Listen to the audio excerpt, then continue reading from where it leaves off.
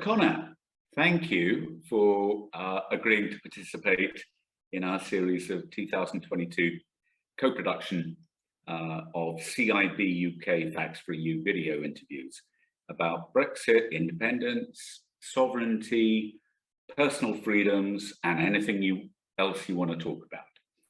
It's an absolute pleasure to see you. You've gone viral here in the UK with your latest speech in the New Zealand Parliament, and thank you for giving up your time to us today.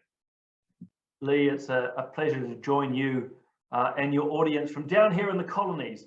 No, only kidding. No, it's an absolute delight. So thanks for the chance to come on, talk and engage. I'm looking forward to the conversation. Okay, excellent. So for the benefit of our audience who over here may not know you, Simon, you're a member of the New Zealand National Party. You've been a member of the New Zealand Parliament for the past 11 years, representing Tāmaki. You are also a member of your Parliament's Foreign Affairs, Defence and Trade Committee and the immediate past chairman of that. So that is of great interest to our audience, and we'll hopefully touch on that in a little while. You're also a former chairman and a current board member, I believe, of an organisation over there called Monarchy New Zealand, which is an organisation in favour of retaining New Zealand status as a constitutional monarchy. And that's something clearly that resonates over here in the year of Her Majesty's Platinum Jubilee. So that's great intel. You've got great intel on me. Hey, we do our research, Simon. So I thought, why not kick off with Her Majesty? And can I start by asking you, what are your personal views about Her Majesty the Queen? What do you think are the views of the majority of New Zealanders about the monarchy and where it fits into the whole constitutional framework? Oh, very happy to start that in that space, Lee, but of course I'm happy Platinum Jubilee to Her Majesty. We think of her as the Queen of New Zealand here. We do acknowledge that she's the Queen of the United Kingdom as well in 14 other realms. But no, I think she's a remarkable woman. I've spoken in the Parliament and in public quite frequently about just her life of service. And also, it may be lost occasionally on people. Of course, she's a woman of enormous impact, and to stress that term woman, you know, in an often still male-dominated world, here is this remarkable woman who's given over 70 years, well, 70 of course in the role of Queen, but over 70 years of service to the Commonwealth. And she's been a remarkable Queen to this country, 10 visits over those years, and New Zealanders follow her with great interest, and I will say with a little concern at the moment, of course, with her declining health. One would expect that at her age, but just remarkable to still see her out and about. So yeah, personally, I think she's incredible, and hopefully without overdoing my answer, a big part of it too is I'm just a great believer in constitutional monarchy is the best way to form a democracy. So it's a bit of a split, if you will, between the royalist side. I don't have pictures of the royal family, you know, Kate and William and those plastered in my office per se, remarkable as they too are, but it's that constitutional system which she represents. So yeah, I think it's she's pretty cool. Let's put it in New Zealand parlance. What do you think the majority of Kiwis feel about the monarchy now? Because we've seen all these stories about you changing your flag and all that kind of stuff. What do you think the majority of your fellow countrymen and women feel about constitutional monarchy? I think if we held a referendum tomorrow, which fortunately we're not, but if we held one tomorrow, the majority would support Her Majesty and would want to retain a constitutional monarchy here. If I was to quickly tease that out a little bit, I think you find most New Zealanders, like the vast majority, would support Elizabeth as Queen. I think even the most grumpiest Republican would have to acknowledge she's done a remarkable job. But when we have poll after poll here in New Zealand, usually funded by the other side, bless them, it's very clear that New Zealanders still support a constitutional monarchy, and I see that continuing, particularly when we do, sadly, but understandably, see a change. I think a lot of Republicans think at that moment, New Zealanders and others around the world will say, okay, we don't want a new king, but actually I think what New Zealanders will see is a smooth, peaceful transfer of power, and then all the ceremony and the pomp and all of the stuff we still love. So actually, I think we'll see it be retained down here for a long time, and that's good for our democracy, by the way. Much better for our democracy. And you're an MP, so you don't feel it impinges on your ability to run New Zealand democratically as you are? Yeah, well, no. I mean, first and foremost, might seem odd coming from a politician. We don't need more of us. And if we move to a Republican model, we're going to have another politician at the top with all the issues and partisanship that comes with that. The other is she has no impact in a negative way on my day-to-day. I mean, every day I'm reminded by my oath to her that I'm here to try and represent all New Zealanders through the Crown. But fundamentally too, and I try to say this to Kiwis I talk to around the monarchy, is fundamentally her biggest power is to call elections. And what a remarkable power that is. It's simple, and of course there's much more to what she does, but fundamentally as our head of state, an apolitical person who just can tell us when we have to go back to elections. And I think that's tremendous. Yeah. Okay, let's move away from New Zealand for a moment, if we may. Let's talk about something pretty close to the hearts of a lot of our audience, and that's something called Brexit. So you're a member of your Parliament's Foreign Affairs, Defence and Trade. So given that, can you just give us your views quickly on Brexit? First of all, are you pro or anti? Look, I knew you were going to ask that, and I can't give you a definitive answer. And look, that's not me just being simply political. I follow the debate really closely.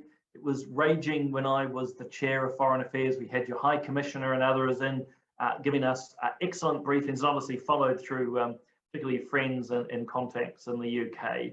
I'm genuinely torn.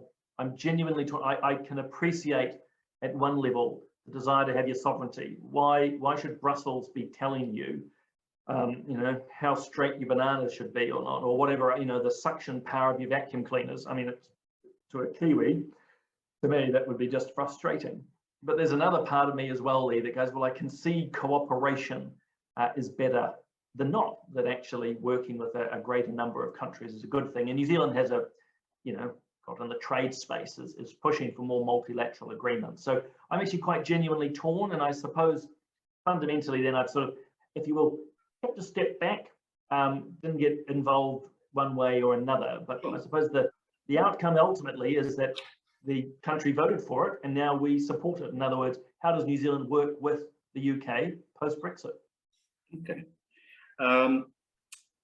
And in terms of that trade deal that is negotiating at the moment, how do you see that? Because you're one of the key players in that, and what do you see as the opportunities going forward for both New Zealand and the United Kingdom if we cooperate bilaterally on a deal?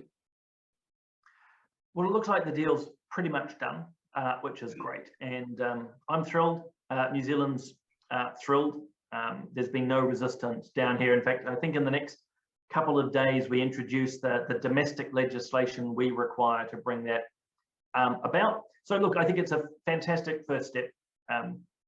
You'll get to have even better access to incredible New Zealand products, and in particular for New Zealand, we're going to appreciate a lot of the services that you guys have. So we're probably not going to import a lot of material. We will, of course, for some, but your financial services, your cybersecurity services, all of the technical side, New Zealand will absolutely welcome that. But I'd say it's only a first step. I sit on a side that wants to see even deeper and greater cooperation between our nations. And just one example would be, I'd love that people from the UK can travel here in effect without visas, sort of almost an open border. And that may be controversial as you're dealing with the EU and so forth, but I'd like that New Zealanders could travel out to the UK. I don't think you get an argument actually in the UK about that. I am pleased to hear that. It's something I keep raising. And look, the other is we want to cooperate more, particularly down here in the Pacific. I know the UK is interested in joining what's called the CPTPP, a Trans-Pacific Partnership. We'd love to have that because trade's important, but also trade cooperation leads to much more cooperation, particularly into the security space. We've got our issues down here in the Pacific with China. You've obviously got issues with Russia. How do we cooperate more fully? Well, then you've brilliantly segued, Simon, into my next question, which is about defence. I wanted to ask you how you see the cooperation between our countries on defence, because there's a lot going on at the moment. You rightly pointed out Russia, but there's also the Chinese perspective as well. There's the South China Sea. That is something that is not quite in your backyard, but almost in your backyard. And we've sent one of our new aircraft carriers down there very recently. So what can you tell us about how you see defence cooperation between New Zealand and the United Kingdom going forward? Well, the short answer, we have a really good relationship, but it could be better. And I'd say it's probably more from the New Zealand side. As I say, our military is modelled off yours. There's long-standing, again, good personal ties, good existing cooperation. So don't want any of your listeners to think otherwise. But it would be good. New Zealand ultimately needs more capabilities and better interoperability with our allies. So it was fantastic that you had the new aircraft carrier down here. We'd love to have seen it, by the way. I have said to various colleagues or friends of mine in Westminster that next time send it a bit further south. Speak to Tom Tugendhat. Yes, I'll lobby him. I'll lobby him. But jokes aside, it would be great that New Zealand might have better, let's say, maritime capabilities, that we could join you in those freedom of navigation operations into the South China Sea, or more recently, you've seen China in effect lay claim to the Taiwan Straits. Well, actually, we need to exert international law there. New Zealand's sent at the moment some people, particularly in the intelligence space, up into Europe to support what's happening in Ukraine. We've channeled a lot of our funding through the UK, which is great. But again, more capabilities, more interoperability would be welcome. But again, I want to stress that's primarily needed from the New Zealand side. In other words, this Parliament, the New Zealand Parliament, needs to vote more money into vote defence to enable this to happen. Okay. And you saw, obviously, the AUKUS deal, Australia, United Kingdom and United States deal, which seriously upset our French friends, of course. Yeah. Just briefly, any comment on that? Look, in itself, a great deal. I can absolutely understand why the three nations have engaged, and actually I was pleased to see it, but disappointed that New Zealand wasn't part of it. But I can understand why, partly because of my earlier comments about where New Zealand's capabilities are. And I think at times, Lee, there's a judgment from some of our traditional allies of just how New Zealand's navigating that relationship with, say, China and the likes of the UK or the US. So I'd like New Zealand to have been part of AUKUS, to stress, not because we want nuclear submarines, again, repeat, not, we don't need nuclear, we're very proud being nuclear free, but there's a lot of cyber and intelligence aspects to it, which New Zealand could benefit from. So let's hope, from my point of view, that over the coming years, New Zealand might be able to become part of AUKUS in some way. Yeah, I mean, just to be absolutely clear, the submarines in question are only nuclear powered. They're not nuclear enabled in terms of weaponry. But the benefit of our audience, New Zealand is very anti-nuclear. Would that be fair to say? Absolutely. So New I mean, Zealand you won't have any nuclear-powered UK craft entering any port in New Zealand. No, New Zealand, when we talk nuclear free, not only weapon systems, but also propulsion. So the old days where be it UK or certainly the US would come with it, we won't confirm nor deny what's propelling the vessel. We'd say, well, you can't come in. And that's a big part of something we're proud of in New Zealand. But as I say, AUKUS has got so much more to it than any nuclear propulsion component, and it would be great for us to be part of that. Yeah, okay. That's very interesting. I want to come on to another topic, which is bothering a lot of people in the United Kingdom at the moment. And I think it's something that you've got some views about, and that's the education of our young people, both in schools and universities. And I referred briefly to your viral video of your speech in the New Zealand Parliament, which was kind of electric. I'd love for our audience to hear what you have to say about education, about activist academics, which I think was the term that you used, in universities. Are they indoctrinating our young people? And if they are, then what can we do about it?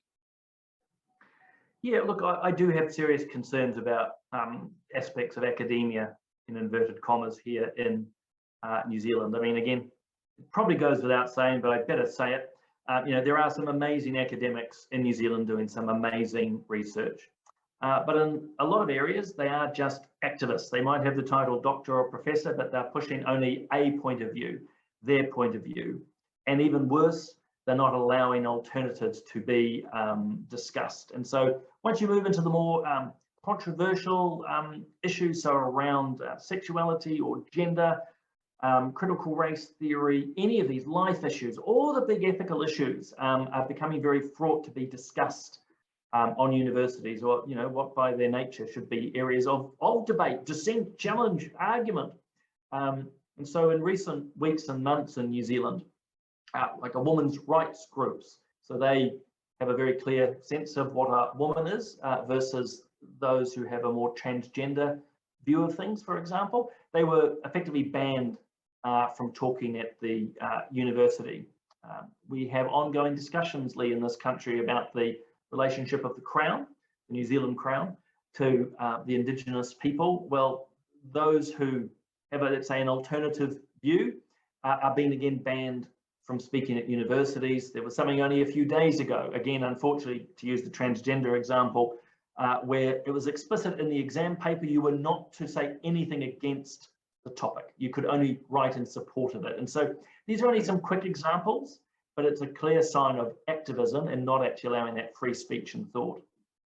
And, you know, this leads on, really, doesn't it, into personal freedoms, which is something that I believe you also have opinions about generally, on this whole wokery, cancel culture, freedom of beliefs, be they religious or other. Simon, the floor is yours. Let rip. Go on. Oh, look, it's a big problem across particularly the Western world. I mean, it's fascinating to actually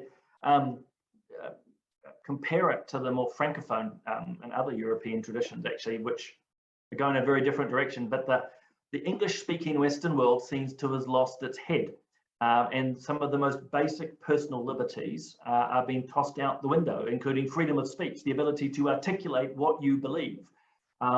Instead, you're being, well, you've touched on it, you're being cancelled, you're being pilloried, you get mobbed by the Twitterati or media, slammed and shut down. And I think it's a really sad but also dangerous thing. I might elaborate on that briefly. What do we do about it, Simon? Well, look, first and foremost, I think we just got to keep speaking. It probably takes some of us just to keep going, sort of be the umbrella, for want of a better term, to try and protect others. I always get the quote wrong. I think it's from, oh my Lord, it's the old evangelist, Graham. Long and short, the strength of one gives, well, the backbone of one gives strength to others. So we need some thought leaders and speech leaders out there who are just unambiguous and not afraid to speak out. And to be honest with you, Lee, take the hits, but because I think in turn that will encourage others. But even for those who are, if you will, still uncertain, don't be afraid to speak your thoughts to family and friends. Can I ask a supplementary? Please. The National Party there, how do you feel that your colleagues are standing up against this, and could they do more?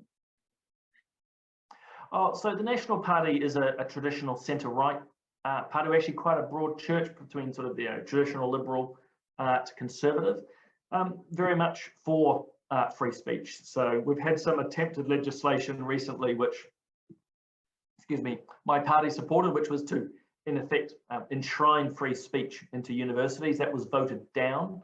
That was rejected by the government of the day, sadly. So yeah, my party is very much supportive of free speech. Now, there's always limits.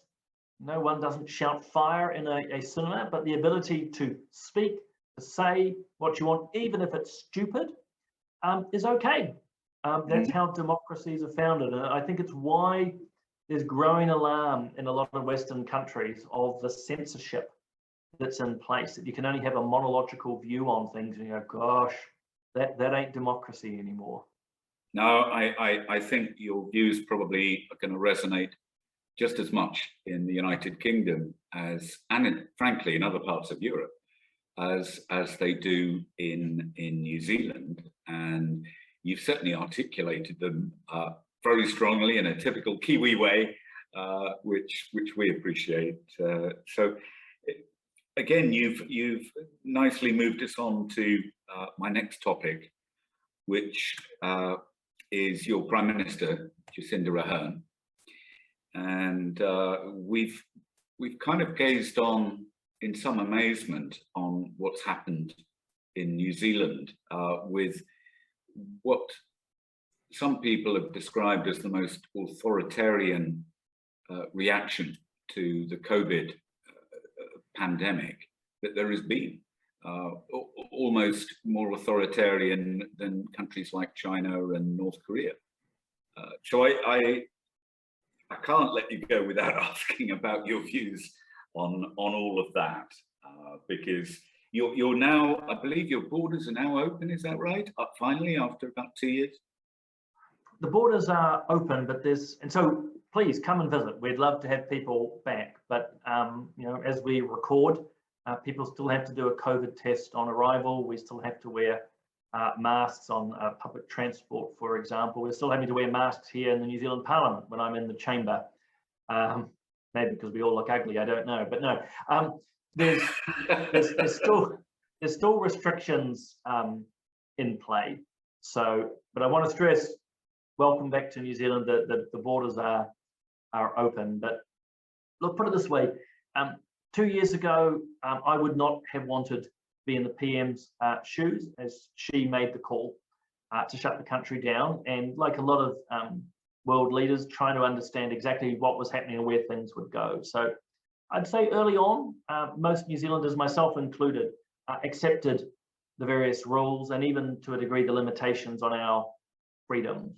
But as of today, I certainly sit on a side that says, well, I don't know why we need still various rules and regulations. In fact, a lot of the controls, we still had people being quarantined in hotels for 7 to 10 to 14 days, only a few months back. You know, the freedom of movement and association curtailed. So long and short, New Zealand should have lifted most of, if not all of its restrictions months ago, in my opinion. And just for the benefit of the UK audience, people thinking about travelling to New Zealand, which many Brits love to do, they're welcome. They won't be stopped anymore. They're welcome in your country, but they will have to still wear masks on public transport and things like that. Is that right? Yeah. So if things keep changing here, but if I've got it right, firstly, welcome. But you have to be double vaccinated. Okay. You're asked to do a RAT test, so those rapid antigen tests on arrival, sort of an honesty system. And as I say, if you arrive here, you'll find people are still wearing masks in the likes of buses and trains and so forth. So there's still various rules in play, a lot fewer than we had months ago. We still had to do vaccine passes and limitations of how many people in rooms. All of that is gone. But yeah, people are welcome, but there are still some restrictions, such as being double vaccinated, in play. Yeah. Okay. Okay. Fine. I'd like to move on to another topic, which I think you have some interest in, which is China. And you are, I believe, co-chair of what's called the Interparliamentary Alliance on China, IPAC. Mm-hmm. So you have that in common with Sir Ian Duncan-Smith, for example, who's been banned by the Chinese Communist Party. I'd like to know, therefore, what are your views on China? This is not a huge topic in the UK at the moment, but it's becoming so. So what do you think about its intentions in the South China Sea, in the Taiwan Straits? What about its trade practices? And what about its human rights record? I'll try to do it justice. So yeah, I'm one of the global co-chairs of IPAC, along with Sir Ian, and I keep connections with the likes of your China Research Group there, as well, a separate group within the UK. So IPAC fundamentally wants democracies to look afresh about how China is run. So to make the really quick distinction, China and Chinese people, wonderful. The Chinese Communist Party, I have no time for. I've got no time for communists. As simple as that, really. And the first victims of the CCP are its own people. And then that's beginning to flow out. And one only needs to look at what happened to the once flourishing democracy of Hong Kong, which is now being crushed.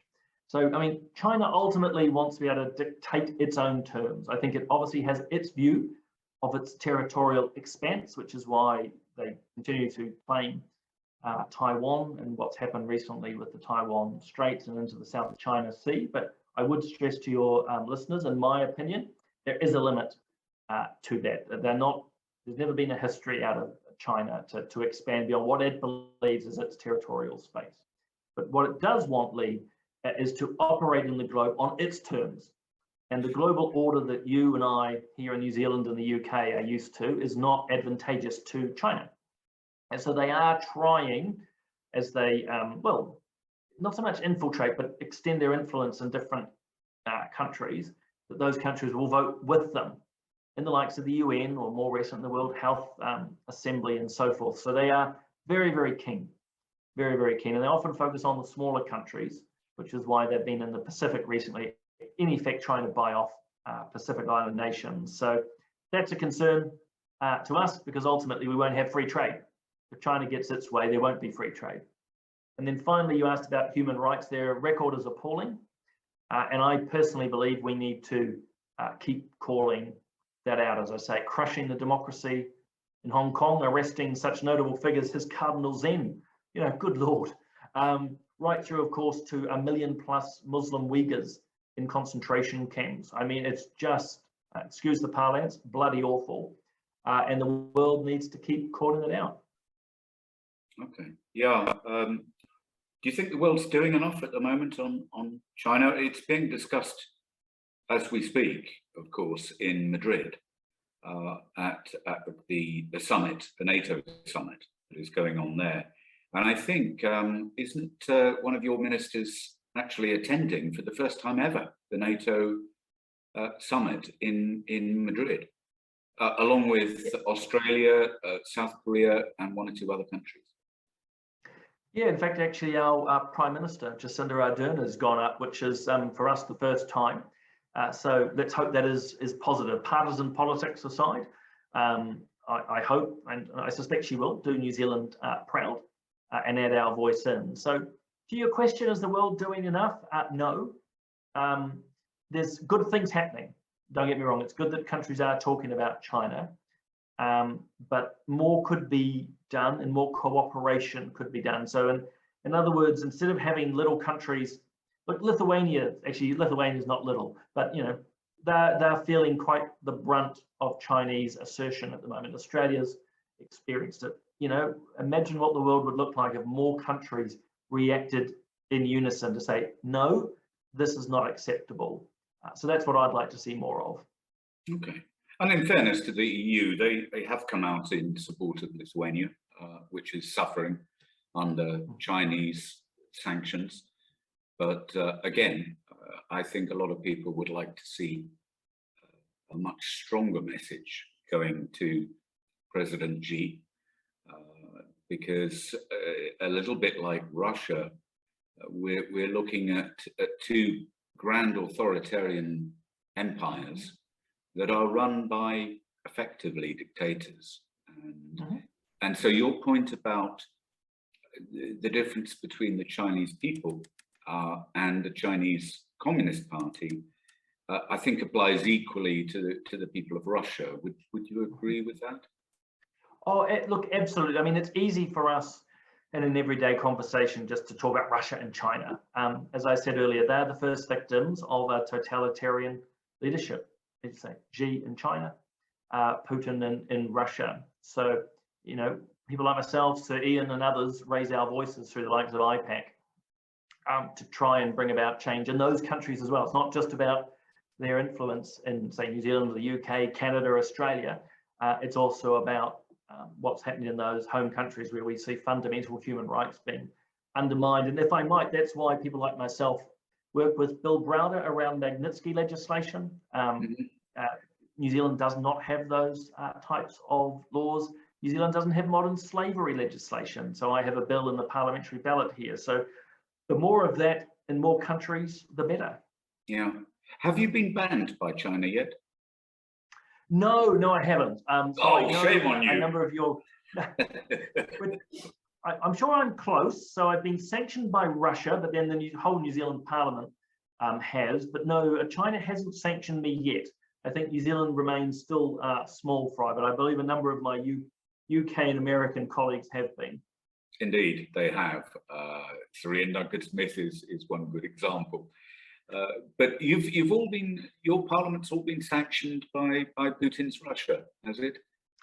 Yes, we were all named to a man and a woman.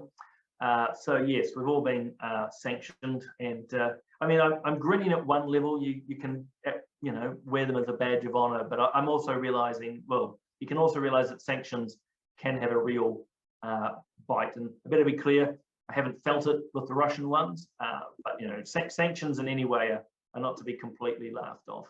Okay. Any other topics that we've got just a little bit of time left? Is there anything on your mind that you want to get off your chest? And this is a free speech conversation, so it can be anything you choose, and we can still publish it.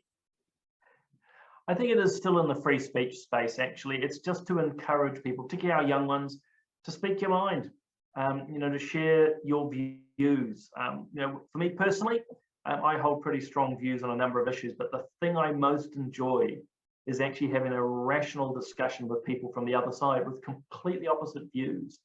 And it's what fundamentally drives our societies forward and grows them. So many people run down that line, and I think we don't let them, actually. The time for sort of an emotional blackmail has to end, to go, no, come back here, and we're going to keep debating. In fact, I want to provide you, if anything, a safe space for you to provide me a coherent, rational argument. That's the only safe space that should be, if you will, allowed. A place where you can safely but rightly put your opinion forward, not run away and hide. So that's our challenge in our Western democracies, if we truly value a functioning democratic system. Okay, and just finally, the All Blacks, can you please keep them over there, because we're fed up of them beating us?